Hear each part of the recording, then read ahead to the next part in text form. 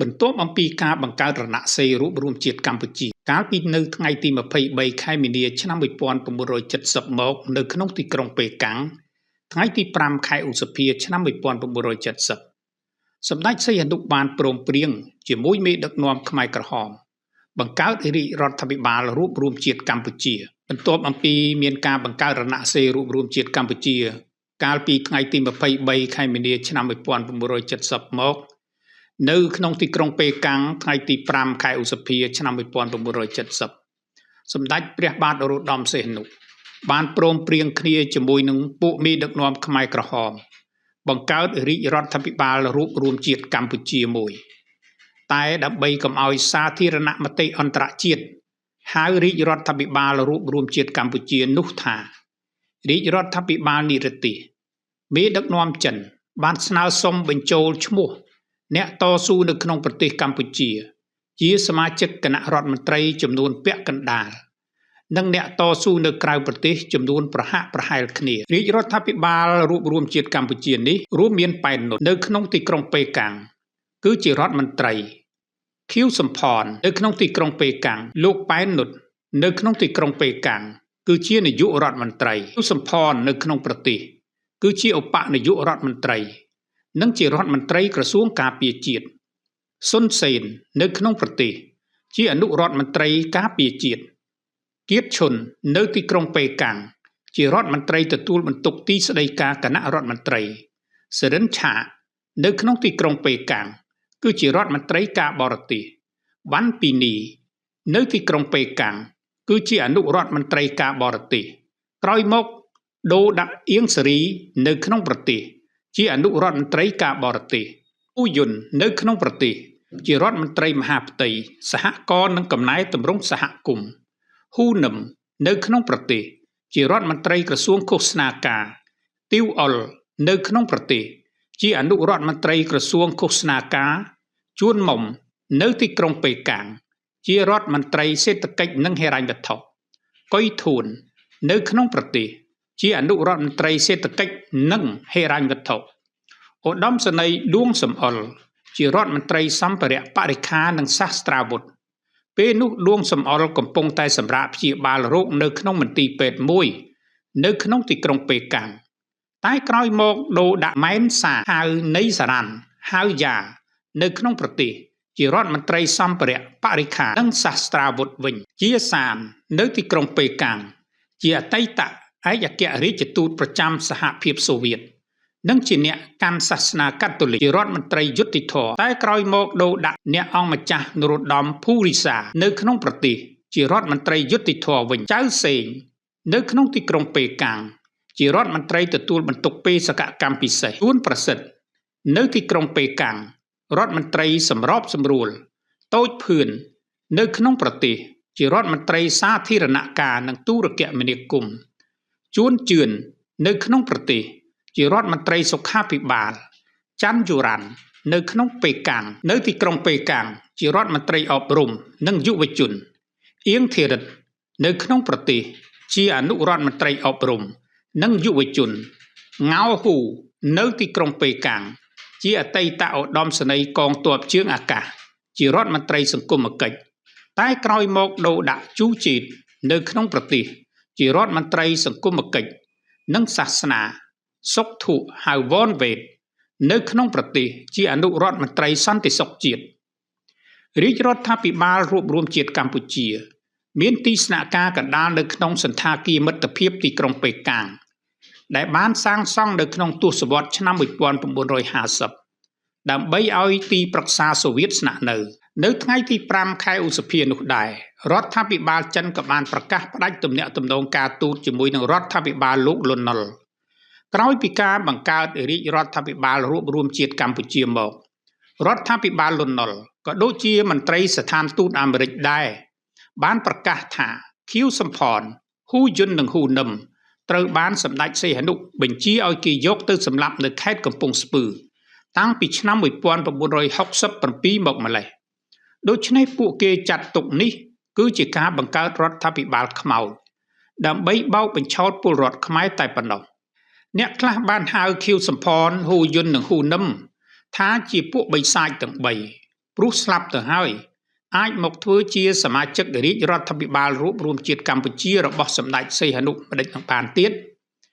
ក្រោយអំពីការប្រកាសសមាជិកភាពរាជរដ្ឋាភិបាលរួបរวมជាតិកម្ពុជាបានមួយថ្ងៃសម្ដេចសីហនុបានប្រកាសប្រាប់ក្រុមអ្នកសារព័ត៌មានថារាជរដ្ឋាភិបាលរួបរวมជាតិកម្ពុជាហៅកាត់ថាក្រុងស្ថិតនៅក្រៅប្រទេសក៏ពិតមែនតែបានចាក់ឫសទៅដល់ក្នុងប្រទេសកម្ពុជាទីបញ្ជាការកងទ័ពរបស់រាជរដ្ឋាភិបាលនេះគឺស្ថិតនៅព្រៃម៉ាក់គីនៅក្នុងប្រទេសកម្ពុជាតែយើងត្រូវបំពេញភារកិច្ចមួយចំនួននៅក្រៅប្រទេសពិសេសគឺប្រទេសចិននិងបណ្ដាប្រទេសមួយចំនួនទៀតដែលគាំទ្រយើងពេលណាកម្លាំងតស៊ូនៅក្នុងព្រៃម៉ាក់គីស្នើឲ្យយើងត្រឡប់ទៅមាតុប្រទេសវិញយើងនឹងត្រឡប់ទៅវិញក៏ប៉ុន្តែពេលនេះយើងពន្យាពេលវិលត្រឡប់ទៅវិញដោយសារតែត្រូវបែងចែកភារកិច្ចគ្នាយើងត្រូវគោរពវិន័យដោយធ្វើអ្វីទៅតាមគោលការណ៍របស់រណសេរីខ្ញុំមិនអាចនិយាយបានថានឹងត្រូវទៅនៅពេលណាបាននោះទេព្រោះវាគឺជាការចាំបាច់ដើម្បីលក្ខការខ្លះខ្ញុំប្រហែលជាត្រូវទៅមូស្គូសិនតែមិនទាន់ច្បាស់នោះទេក្រៅអំពីប្រទេសចិនខ្ញុំនឹងទៅប្រទេសណាដែលទទួលស្គាល់ខ្ញុំជាប្រមុខរដ្ឋរបស់ប្រទេសកម្ពុជាតែប៉ុណ្ណោះតាក់ទងទៅដល់បញ្ហាកងទ័ពវៀតកុងវៀតណាមខាងជើងកំពុងតែបើកការវាយប្រហារពាសពេញប្រទេសកម្ពុជាដើម្បីផ្ដួលរំលំមេដឹកនាំរដ្ឋប្រហារនៅភ្នំពេញសម្ដេចសីហនុបានបដិសេធថាយើងមិនចង់ធ្វើជារណបរបស់ប្រទេសណាមួយនោះទេជាការពិតហើយយើងគឺជាមិត្តរួមអាវុធរបស់វៀតណាមចិននិងកូរ៉េយើងបានទទួលជំនួយអំពីមិត្តភ័ក្តិនិងបងប្អូនទាំងនេះជួនកាលកងទ័ពតស៊ូរបស់យើងទទួលការវឹកវើនៅក្នុងជំរំទាំងឡាយ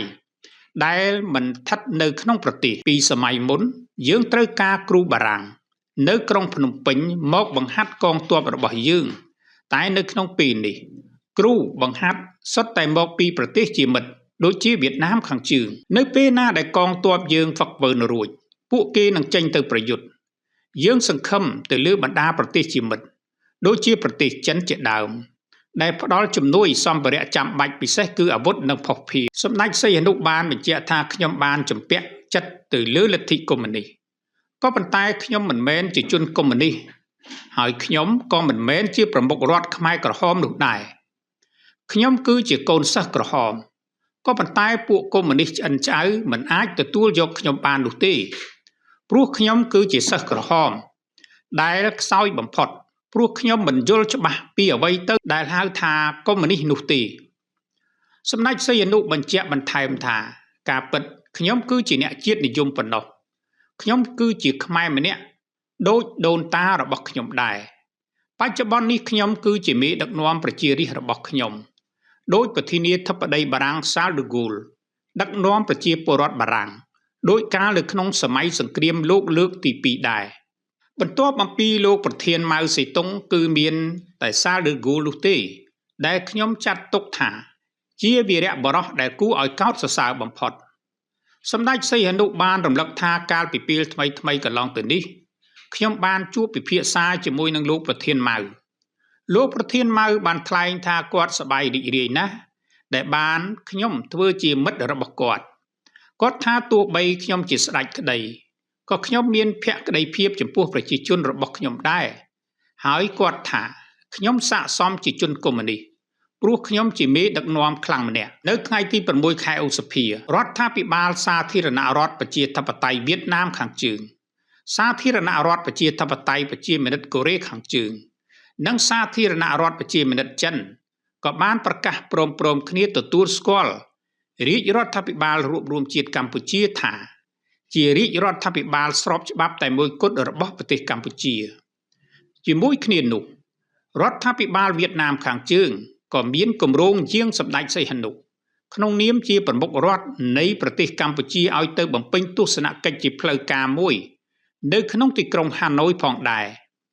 ក៏ប៉ុន្តែសហភាពសូវៀតដែលជាមហាអំណាចកុម្មុយនីសមួយដែរស្ថិតនៅក្នុងភាពស្ងៀមស្ងាត់មិនមានប្រតិកម្មអ្វីចំពោះការបង្កើតរាជរដ្ឋាភិបាលរួបរวมជាតិកម្ពុជានោះទេព្រោះមន្ត្រីការទូតរបស់ខ្លួនកំពុងតែបំពេញការងារជាធម្មតានៅក្នុងទីក្រុងភ្នំពេញនៅឡើយនៅថ្ងៃទី11ខែឧសភា ម៉ៅស៊ីតុងក៏បានជួបពិភាក្សាគ្នាជាមួយនឹងលោកលេយុនដែលជាអគ្គលេខាធិការបកកុម្មុយនីសវៀតណាម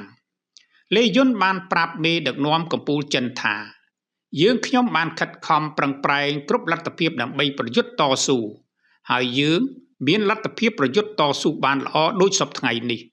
ក៏ដោយសារតែយើងខ្ញុំអនុវត្តទៅតាមការណែនាំរបស់សមាមិត្តប្រធានម៉ៅសេតុងដែលណែនាំទៅដល់យើងខ្ញុំអំពីមុនមកគឺទី1មិនឲ្យមានការខ្លាចញញើតចំពោះសត្រូវរបស់យើងទី2ត្រូវបំបែកបំបាក់សត្រូវឲ្យទៅជាដុំនិងទី3ត្រូវប្រយុទ្ធតស៊ូនៅក្នុងសង្គ្រាមយូរអង្វែងម៉ៅសេតុងបានតបទៅលេយុនវិញថាមែនហើយដែលថាត្រូវធ្វើសង្គ្រាមយូរអង្វែងនោះក៏ប៉ុន្តែវាមិនប្រសើរទេប្រសិនបើសង្គ្រាមនោះវាមានរយៈពេលខ្លីតើនរណាខ្លាចនរណាតើប្រជាជនវៀតណាមក្តីប្រជាជនកម្ពុជាក្តីនិងប្រជាជនផ្សេងទៀតនៅអាស៊ីក្តីមានការភ័យខ្លាចពួកចក្រពត្តិអាមេរិកឬពួកចក្រពត្តិអាមេរិកជាអ្នកខ្លាចសមាមិត្តនេះជាសំណួរដែលសមាមិត្តគួរយកទៅសិក្សាពិចារណាគឺមហាអំណាចទៅវិញទេដែលខ្លាចប្រទេសតូចតាចពិតហើយដែលថាកាលអំឡុងឧបទ្ទហេតុនៅសមុទ្រតុងកឹងនៅក្នុងឆ្នាំ1964សមាមិត្តមិនមានបំណងចេញមុខធ្វើការប្រយុទ្ធជាមួយនឹងកងនាវាអាមេរិកនោះទេ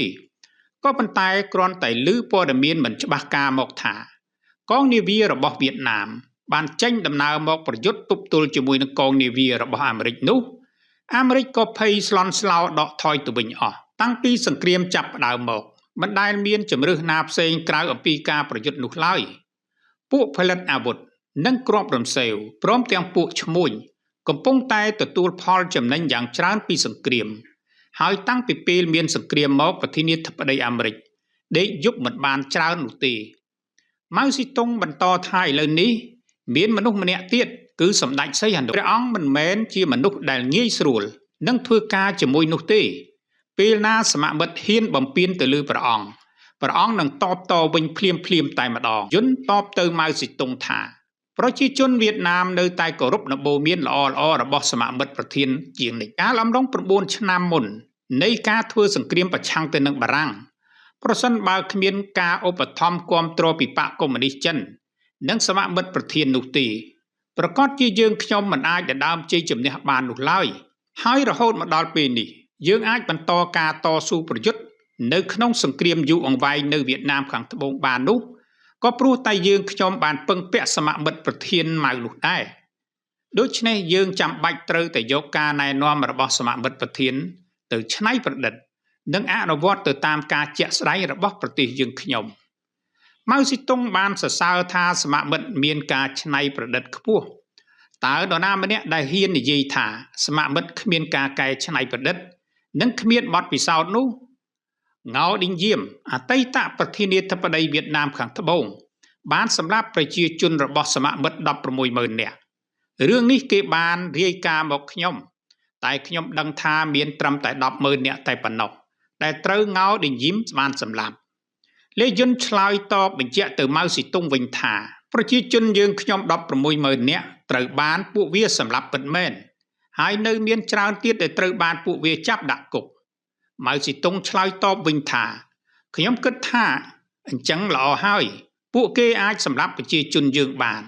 ចុះហេតុអ្វីបានជាយើងមិនអាចសម្លាប់ពួកគេវិញបានលេយុនឆ្លើយភ្លាមថាមែនហើយគ្រាន់តែនៅក្នុងឆ្នាំ1969យើងសម្លាប់នឹងធ្វើឲ្យពួកវារបួសដល់ទៅ 61000 នាក់ហើយនៅក្នុងនោះមានពួកអាមេរិកដល់ទៅ 23000 នាក់ម៉ៅស៊ីតុងបន្តថាពួកអាមេរិកមិនមានកម្លាំងមនុស្សគ្រប់គ្រាន់សម្រាប់បែងចែកពាសពេញពិភពលោកនោះទេខណៈដែលពួកគេបានចំណាយលឹះលប់រួចទៅហើយនៅពេលដែលពួកគេបានស្លាប់ច្រើនពួកគេប្រកាសជាបាក់ទឹកចិត្តព្រោះការស្លាប់របស់គេរាប់សិបពាន់នាក់គឺជារឿងអាម៉ាស់បំផុតសម្រាប់ពួកគេហើយទាំងប្រជាជនវៀតណាមខាងជើងទាំងប្រជាជនវៀតណាមខាងត្បូងមិនអាចជៀសផុតអំពីការសម្លាប់បាននោះទេអាស៊ីអាគ្នេយ៍ប្រៀបបានដូចជាសម្បុកអូវ៉ាល់មួយប្រជាជនអាស៊ីអាគ្នេយ៍កំពុងតែភ្ញាក់រលឹកអ្នកសន្តិភាពនិយមខ្លះយល់ថាមន់ឈ្មោលចូលចិត្តជាងមន់ញីចុះហេតុអ្វីបានជាមានមន់ឈ្មោលច្រើនម្ល៉េះក៏ប៉ុន្តែឥឡូវនេះមន់ញីក៏ចូលចិត្តជល់ដែរលេយុនឆ្លើយទៅម៉ៅស៊ីតុងថា បើគេមិនប្រយុទ្ធគឺគ្មានច្រកចេញនោះទេបើស៊ីតុងពោលបន្តថាពិតហើយបើគេមិនប្រយុទ្ធគឺគ្មានច្រកចេញទេអ្នកឯងគឺអាមេរិកបង្ខំអ្នកដទៃឲ្យប្រយុទ្ធតែមិនទុកច្រកឲ្យគេចេញផងនោះទេអ្នកឯងកំពុងតែធ្វើបាបគេលេយុនបន្ថែមថាប្រជាជននៅកម្ពុជានិងនៅលាវគឺជាអ្នកជឿជាក់ទៅលើព្រះពុទ្ធសាសនាពួកគេមិនចូលចិត្តនៅក្នុងការប្រយុទ្ធនោះទេតែឥឡូវនេះពួកគេបានคล้ายទៅជាអ្នកប្រយុទ្ធផងដែរម៉ៅស៊ីតុងបានប្រាប់ទៅលេយុនវិញថានេះគឺជាការពិតតែសមាមិត្តមិនអាចនិយាយថាពួកគេមិនចូលចិត្តការប្រយុទ្ធដោយសារតែពួកគេជឿទៅលើព្រះពុទ្ធសាសនានោះបានទេប្រជាជនចិនក៏ជឿទៅលើព្រះពុទ្ធសាសនាដែរក៏ប៉ុន្តែបដិវត្តន៍នៅក្នុងឆ្នាំ1911ការប្រយុទ្ធត្រូវបន្តរហូតដល់17ឆ្នាំក្រោយមកក៏បានคล้ายទៅជាការប្រយុទ្ធរវាងភាគីអ្នកធ្វើបដិវត្តន៍និងការធ្វើបដិវត្តន៍ដូចគ្នាគឺបកកុម្មុយនីសនិងបកគូមីនតាសង្គ្រាមមហាដំណើរឆ្ពោះទៅទិសខាងជើងក៏បានចាប់ផ្ដើមឡើងបន្ទាប់មកកងទ័ពក្រហមក៏ត្រូវបានបង្កើតឡើងដែរហើយបន្តមកទៀតគឺកងទ័ពជប៉ុនក៏បានចូលមកលុកលុយប្រទេសចិនក៏ប៉ុន្តែក្រោយកងទ័ពជប៉ុនចុះចាញ់ជាងកៃជៀកក៏បានធ្វើសង្គ្រាមប្រឆាំងនឹងយើងហើយស៊ីតុងបញ្ជាក់ថាពេលនោះសង្គ្រាមបានស៊ីពេលអស់ទៅដល់4ឆ្នាំជាងកៃជៀកមិនអាចតស៊ូតទៅទៀតក៏រត់ភៀសខ្លួនទៅកោះតៃវ៉ាន់ឥឡូវនេះគាត់និយាយនៅក្នុងអង្គការសហប្រជាជាតិថាគាត់គឺជាតំណាងប្រទេសចិនទាំងមូលជាងកៃជៀកធ្លាប់មានទំនាក់ទំនងជិតស្និទ្ធជាមួយនឹងពួកយើងខ្ញុំបានជួបជាងកៃជៀកច្រើនដងមកហើយដែរពេលបកគូមីនតាងធ្វើសន្និបាតនៅខ្វាងជូវខ្ញុំបានទៅជួបជាងកៃជៀកនៅទីនោះខ្ញុំក៏ធ្លាប់ជាសមាជិកម្នាក់របស់បកគូមីនតាងខ្ញុំម្នាក់ឯងគឺជាសមាជិកភាពនៅក្នុងបក2គឺនៅក្នុងបកកុម្មុយនីសផងនិងនៅក្នុងបកគូមីនតាងផងនៅក្នុងបកកុម្មុយតាងខ្ញុំគឺជាសមាជិកគណៈកម្មាធិការមជ្ឈិមបកចំណែកឯនៅក្នុងបកកុម្មុយតាងខ្ញុំជាសមាជិកបម្រុងគណៈកម្មាធិការមជ្ឈិមបកដែរពេលនោះពួកយើងជាបកកុម្មុយនីសមួយចំនួនក៏បាននាំគ្នាចូលបកកុម្មុយតាងដែរនាយករដ្ឋមន្ត្រីជូអេនឡៃរបស់យើងក៏ធ្លាប់ធ្វើជាប្រធាននាយកដ្ឋានកិច្ចការនយោបាយនៅបណ្ឌិតសភាយោធាហួងពូរបស់ជាងកៃជៀកនិងជាអនុប្រធានបកនៅក្នុងកងទ័ពដំបូងរបស់ជាងកៃជៀកដែរខ្ញុំមិនចាំបាច់និយាយអំពីសមាមិត្តលីនពីវនោះទេលីនពីវគឺជាសិស្សរបស់ជាងកៃជៀកគាត់បានទៅរៀននៅហួងពូនោះរយៈពេល9ខែនិយាយជារួមពេលនោះប្រទេសចិនមានមនុស្សតិចណាស់ដែលមិនមានការតាក់ទងជាមួយនឹងជាងកៃជៀកសេនាប្រមុខលីនពីវដែលមានវត្តមាននៅក្នុងកិច្ចពិភាក្សាគ្នានោះដែរបានបញ្ជាក់ថាគាត់ក៏ជាសមាជិកបកទាំងពីរនោះដែរម៉ៅស៊ីតុងបន្តថាសូម្បីតែសាខាគួមីនតាងទាំងអស់ក៏យើងជាអ្នកជួយរៀបចំដែរបើគ្មានជំនួយពីខាងបកកុម្មុយនីសនោះទេបកកុម្មុយតាងក៏មិនអាចសម្រេចបានយុទ្ធសាស្ត្រសង្គ្រាមមហាដំណើរឆ្ពោះទៅទិសខាងជើងនោះដែរក៏ប៉ុន្តែពេលនោះបកកុម្មុយតាងពុំមានអង្គការចាត់តាំងបកពុំមានសាខាបកនៅតំបន់ដងទន្លេលឿងនិងភៀកខាងជើងនោះទេគឺពួកគេពឹងបកកុម្មុយនីសឲ្យជួយរៀបចំម៉ៅស៊ីតុងបញ្ជាក់ប្រាប់លេយុនថាបើកងទ័ពអាមេរិកមិនមកក្បែរព្រំដែនរបស់ចិនទេហើយបើសមាមិត្តមិនស្នើសុំទេយើងក៏ប្រហែលជាមិនបញ្ជូនកងទ័ពរបស់យើងឲ្យទៅប្រឡូកទៅក្នុងសង្គ្រាមនោះដែរលេយុនតបវិញថានេះគឺជាអ្វីដែលយើងបានគិតឃើញដែរពេលណាយើងមានលទ្ធភាពបន្តការប្រយុទ្ធយើងសង្ឃឹមថាយើងនឹងធ្វើឲ្យមហាសមរភូមិក្រោយរបស់យើងមានស្ថិរភាពបន្តិចពេលយើងកំពុងតែប្រយុទ្ធតស៊ូជាមួយនឹងពួកអាមេរិកយើងចាត់ទុកប្រទេសចិនជាមហាសមរភូមិក្រោយរបស់យើងដែរហេតុនេះហើយបានជាពេលមួយនោះយើងបានចេញសេចក្តីណែនាំមួយថាបើទោះបីជាយន្តហោះរបស់យើងទទួលរងនៅការវាយប្រហារយ៉ាងណាក៏យន្តហោះទាំងនោះមិនត្រូវទៅចុះចតនៅអាកាសយានដ្ឋានរបស់ចិននោះដែរម៉ៅស៊ីតុងឆ្លើយតបថាយន្តហោះសមាមិត្តអាចទៅចុះចតនៅអាកាសយានដ្ឋានរបស់យើងបានយើងមិនខ្លាចទេបើយន្តហោះចម្បាំងអាមេរិកមកវាយប្រហារទៅលើមូលដ្ឋានកងទ័ពអាកាសរបស់យើងឲ្យពួកគេមកសាកមើលទៅលេយុនតបវិញថាបើទោះបីជាយើងបានចេញសេចក្តីណែនាំដូចនេះក៏ដោយក៏យើងនៅតែពឹងផ្អែកទៅលើការជួយឧបត្ថម្ភគាំទ្ររបស់សមាមិត្តប្រធានម៉ៅស៊ីតុងនោះដែរម៉ៅស៊ីតុងប្រាប់ថាពួកអាមេរិកភ័យខ្លាចចាញ់ណាស់ពួកគេគ្មានសេចក្តីក្លាហាននោះទេ សមមិត្តប្រហែលជាអាចធ្វើការចរចាជាមួយអាមេរិកបានតែធម្មពលចម្បងរបស់សមមិត្តគួរតែធ្វើឡើងនៅទីលានសមរភូមិតើនរណាជាអ្នកធ្វើវិធុងសនានៅសន្និសីទទីក្រុងហ្សឺណែវទាំងពីរលើកទាំងសមមិត្តទាំងយើងខ្ញុំធ្វើតាមសេចក្តីសម្រេចរបស់សន្និសីទនោះដោយស្មោះត្រង់តែអាមេរិកអត់ធ្វើទៅតាមនោះទេហេតុនេះហើយបានជានាយករដ្ឋមន្ត្រីសហភាពសូវៀតកូស៊ីស្គីននៅពេលថ្មីកន្លងមកនេះពេលគាត់ធ្វើសន្ទរកថាជាសាធារណៈមួយតាក់ទងជាមួយនឹងការកោះប្រជុំសន្និសីទកម្ពុជារបស់ប្រជាជននៅឥណ្ឌូចិននៅថ្ងៃទី24-25 ខែមេសាឆ្នាំ1970គាត់បានលើកឡើងថាត្រូវតែធ្វើការពិគ្រោះគ្នាជាមុនសិនខ្ញុំធ្លាប់ស្គាល់កូស៊ីហ្គីននិងធ្លាប់បានជួបពិភាក្សាជាច្រើនដងទៀត